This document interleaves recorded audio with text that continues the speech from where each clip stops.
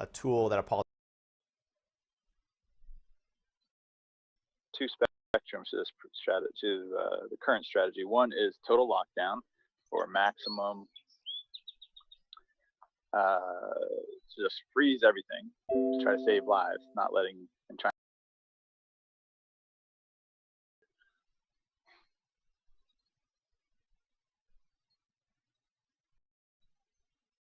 For maximum, just freeze everything to try to save lives, not letting and trying to. But you can only do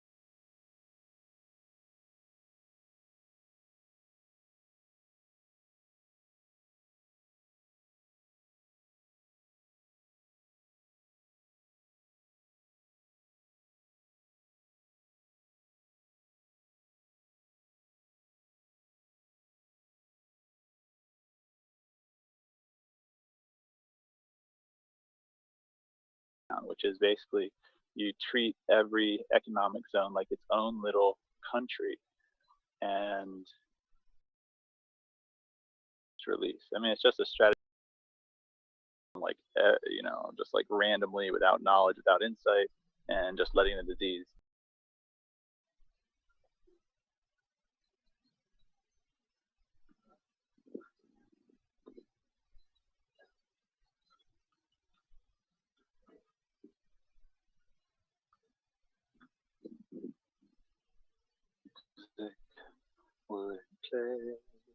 All right, I don't know if this is getting recorded, but I just figured out a strategy that can be used to fight the pandemic,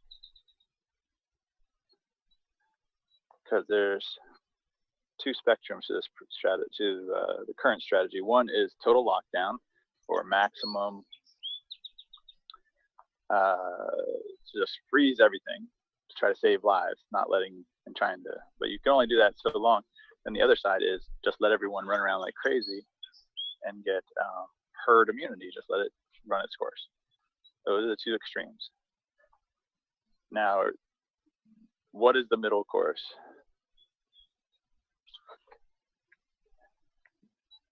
The ideal middle course is not a course. Can you find a course in the middle that doesn't spread the disease? Instead of just releasing the lockdown, like just like randomly, without knowledge, without insight, and just letting the disease take off again, you could do rigid border,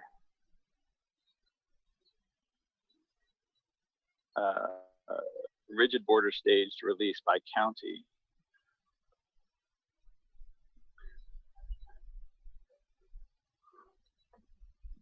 I gotta turn off music here. So.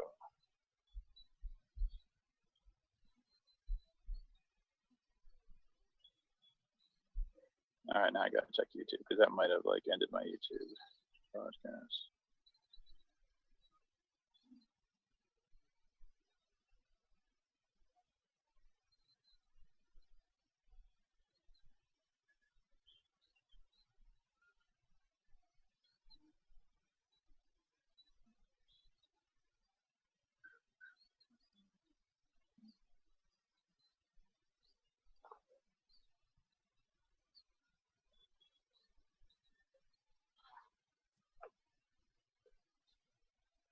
All right, we seem to be still up on YouTube.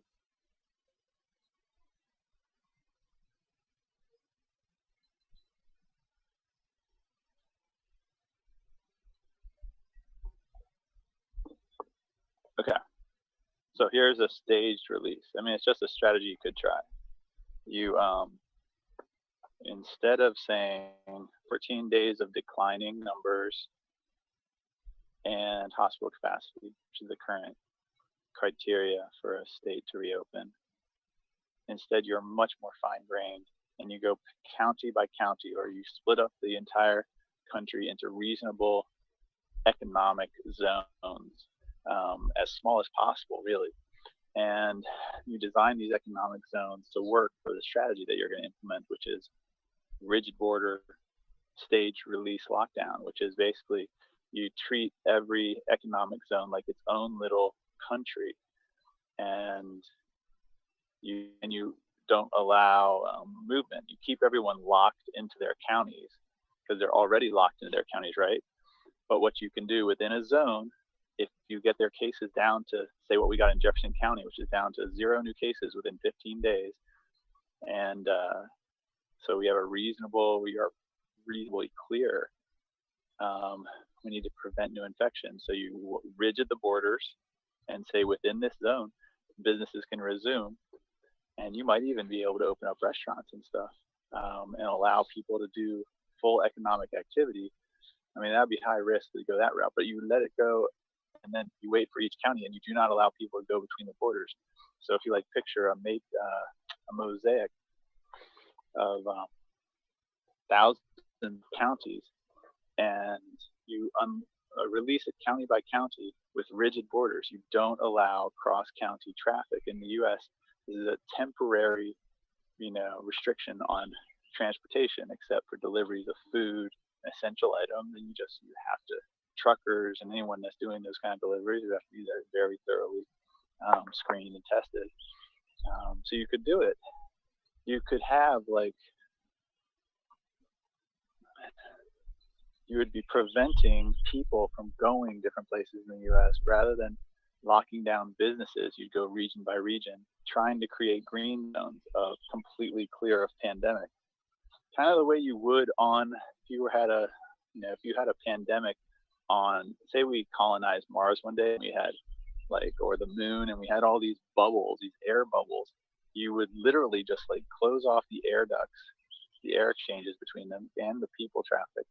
And you try to get green zones. And when you had a zone that was green, you could just trust it to do its thing. You could let people do whatever they wanted in there. You could almost live a normal life once you get good at rigid borders. And you slowly release and contain it that way. Basically treating each of these counties like tiny little countries. How does a tiny country deal with it? That's how every county would deal with it. All right.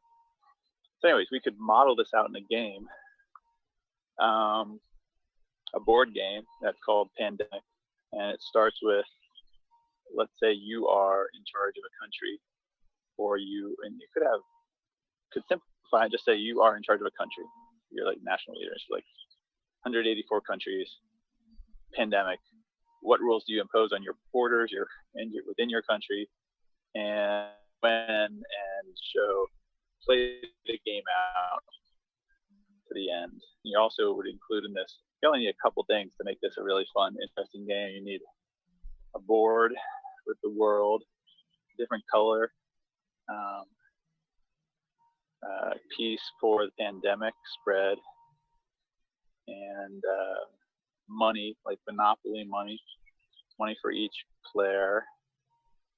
Each color Monopoly money would be a different currency, but you need a lot of Monopoly money for this game. And then what else would you need? You need a pandemic, and the pandemic would have rules. It would have incubation time and percent of people that it killed, mortality rate. Then you roll the dice, and it starts in some country, and certain things happen. Sort of the dungeon master, game host would tell people slowly what happened, and and you play it out, and you say, do you order a stay-at-home order? And if you don't have a vaccine, how do you unlock it, if at all? And we play it out through, say, the vaccine will come anywhere from 6 months to 5 years for the vaccine, and it would just be a dice roll each game. You don't know, so you could play certain strategies if you thought it was 6 months versus if you thought it was 5 years. But you play it not only, but the time frame you play it for is not just the pandemic time. You play it out 25 years. How does it change power on Earth based on how different countries behaved during the pandemic? How it affected them economically, militarily, strategically.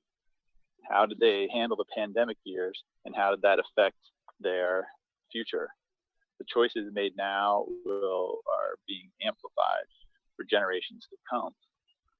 For instance, if you mismanage the way your country is handling this pandemic, and you have a massive depression because of it, that could affect your place.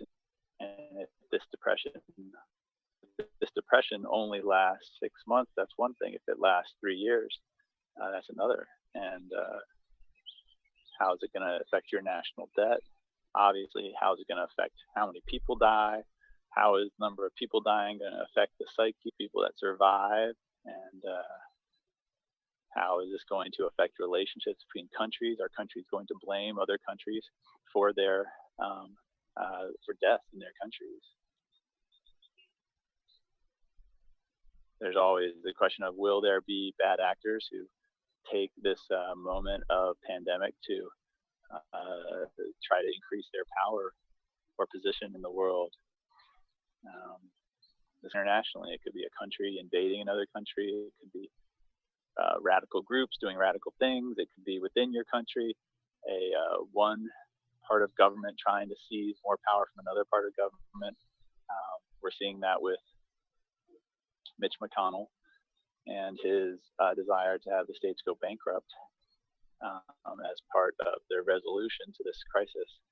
It's a very, very interesting proposition that he's playing with telling the states to consider bankruptcy as a resolution.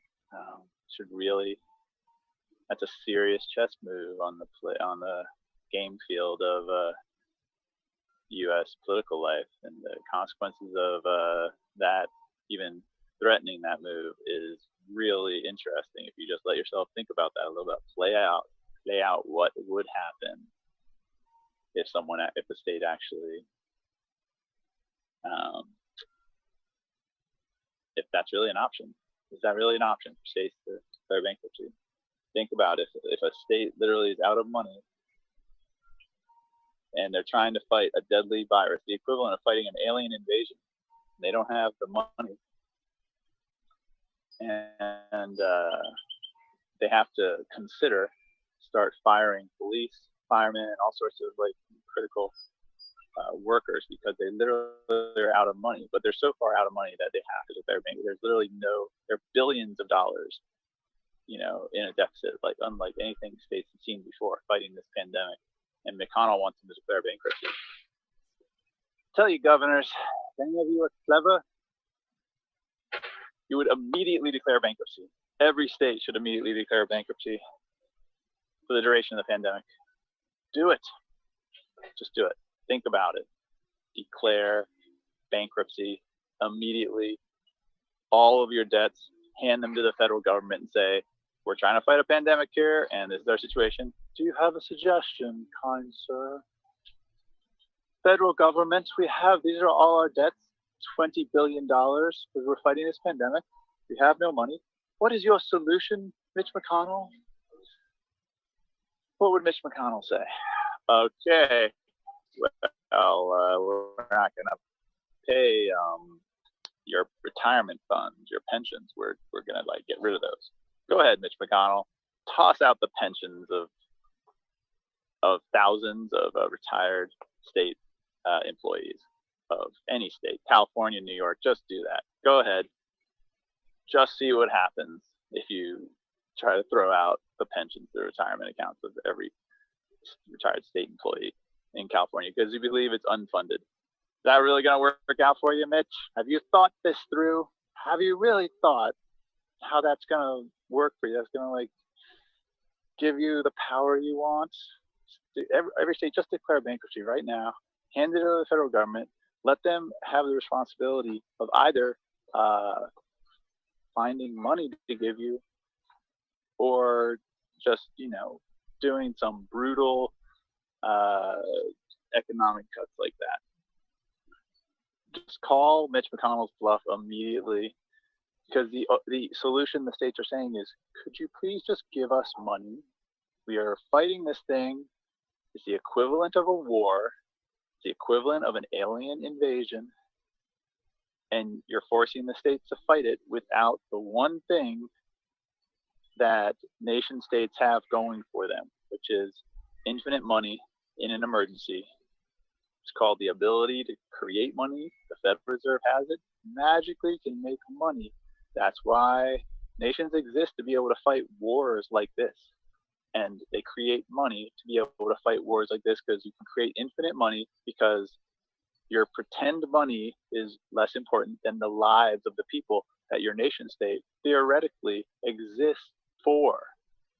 But if some of you care more about, my money, I have to keep all my money valuable, I like my currency, I don't want it to be inflated all, I don't want to risk that, I need to keep all my, is that more important than all these people dying?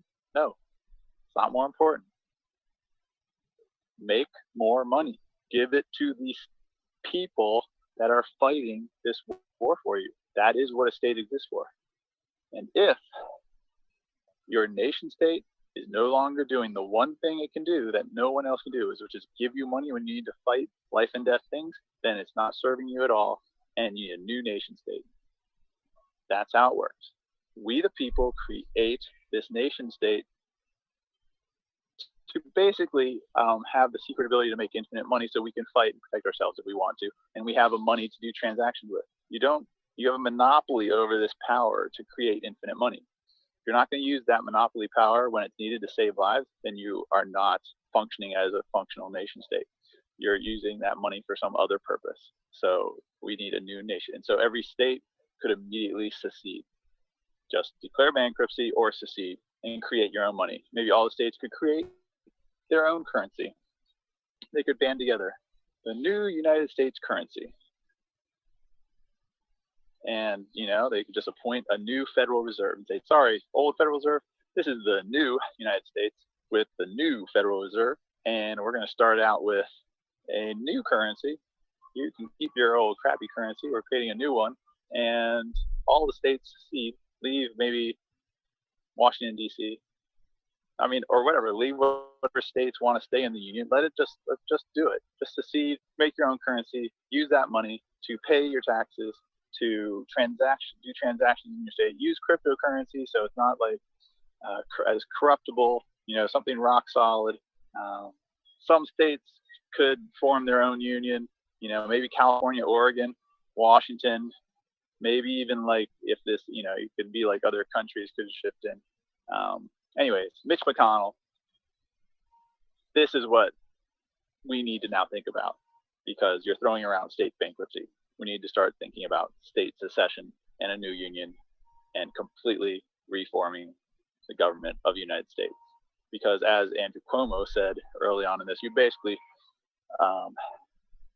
this is like already become the equivalent of a civil war. Will it have as many deaths as a civil war? It could. I don't know. I don't actually know how many people died. I know it was a lot. A lot of people are dying, and way more than generally die in U.S. wars these times. Anyways, those are some thoughts.